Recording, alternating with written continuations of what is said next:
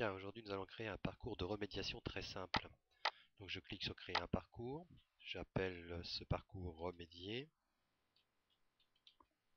et je choisis un style pour le présenter. Parmi les styles proposés, j'ai modifié le style lecteur R1 en style Paris Correction et je fais OK. Une fois que je suis ici, je peux voir le titre, donc je clique dessus, j'ajoute une séquence. Cette séquence, je vais l'appeler séquence 1, par intérêt et par originalité. Je clique sur OK, la voici. Maintenant, je peux y inscrire dedans des activités, ajouter une activité. L'activité que je vais choisir, c'est une activité d'évaluation et je l'appellerai Eval 1. Je fais OK. Dans cette évaluation 1, j'ajoute des questions. Donc, je vais choisir une question unique d'abord, avec la question, en affichant vrai, de vrai. Et ici, je choisis vrai, et là, je choisis faux, et je clique sur la bonne réponse. Voilà. Je suis maintenant là, j'ajoute encore une page.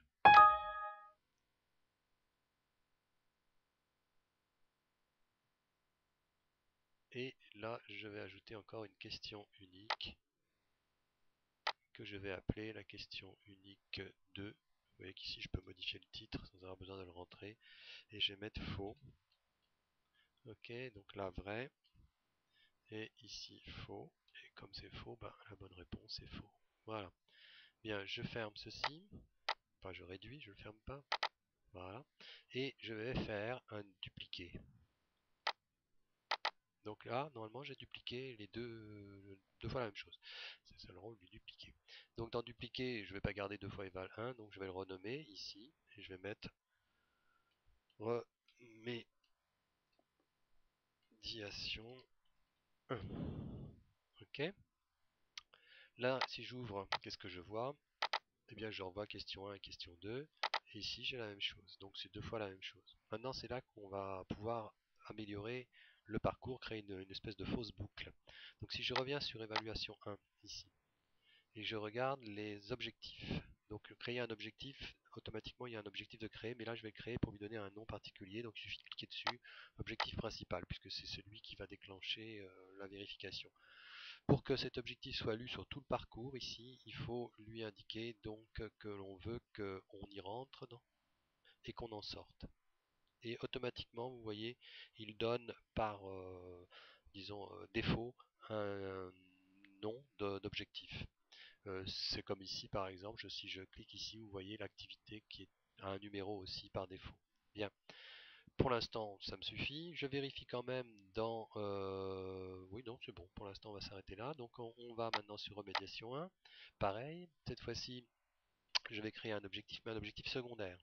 Parce que celui-ci va être capable de lire des règles que l'on va créer en dessous. Donc cet objectif secondaire, je vais demander à ce qu'on y rentre par le résultat obtenu tout à l'heure. Voilà. Donc on voit bien que c'est le même nom que celui qui était ici. Et par contre, je vais ajouter un séquençage, c'est-à-dire une règle. C'est-à-dire qu'on n'arrivera dans remédiation que si l'on a échoué à l'évaluation 1. Donc j'ajoute cette règle. C'est assez simple à imaginer comme règle. Ça serait mieux si j'arrivais à mettre tout dans la même fenêtre. Bon, une règle est ici. On va fermer objectif pour l'instant pour qu'on voit bien la règle. Donc ici, j'ajoute en cliquant sauter l'item. Item, c'est remédiation 1. Si l'objectif, et je vais chercher mon objectif, l'objectif 2, on me le propose, c'est celui dans lequel je suis en ce moment, est atteint. Donc si on arrive là, eh ben, ça veut dire qu'on ne le verra pas parce qu'on aura réussi l'évaluation précédente. Donc, maintenant, je vais revenir, on va vérifier, objectif 2, ok. Je vais maintenant finir par quelque chose d'intéressant, on va vérifier les options d'évaluation. Alors c'est pareil, je vais fermer les objectifs pour qu'on puisse lire l'évaluation, c'est bon, et les options d'exercice. Alors là, ici, vous voyez, il y a afficher des solutions, valider, tout ça ne s'est pas coché, donc à chaque fois qu'on va répondre, on ne verra pas la solution. Par contre, ce qui m'intéresse, c'est dans la remédiation, pour que l'on puisse voir les les réponses, que l'élève ne parte pas sans savoir pourquoi il a faux, eh bien je vais afficher les solutions et corrections sur chaque exercice. Voilà. Donc maintenant j'ai fini ma boucle et on va la tester si on veut bien. Donc je démarre, je me mets sur séquence 1 et je vérifie avec la petite icône qui est ici, n'est-ce pas? Hop là, petite icône bleue qui est ici. Je lance en étant sur séquence 1. Qu'est-ce que je vois? Je vois le premier exercice. Donc la bonne réponse était vraie, donc je vais faire faux, bien sûr. Et vous voyez là, je n'ai même pas besoin de cliquer sur suivant, ça défile tout seul.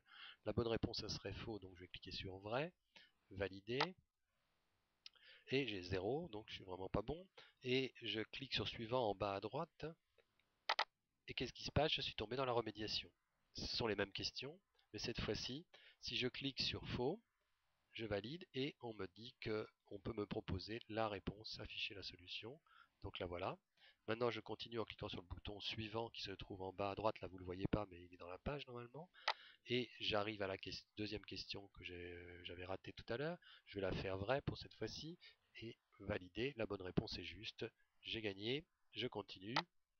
Et j'ai 10 sur 20. Ça dépendra donc là de résultats. Je peux voir les listes des questions. J'ai raté la première, j'ai réussi la deuxième. Et je fais suivant. Et normalement je suis arrivé à la fin du parcours. Bien, on va continuer pour vérifier si tout fonctionne bien. Cette fois-ci, je vais relancer et je vais faire tout juste pour voir si j'arrive directement à la fin du parcours. Alors, voyons. Là, je suis donc bien. Vous voyez que c'est très intéressant de voir ici où on se situe. On est dans Eval. Donc, je dis que c'est vrai, c'est vrai. D'accord. Je passe à la deuxième question. C'est faux, c'est faux. Validé. J'ai 20 sur 20. Et je regarde, je suis arrivé à la fin. Donc, je ne suis pas passé par la remédiation. Voilà, c'est donc très très simple à imaginer.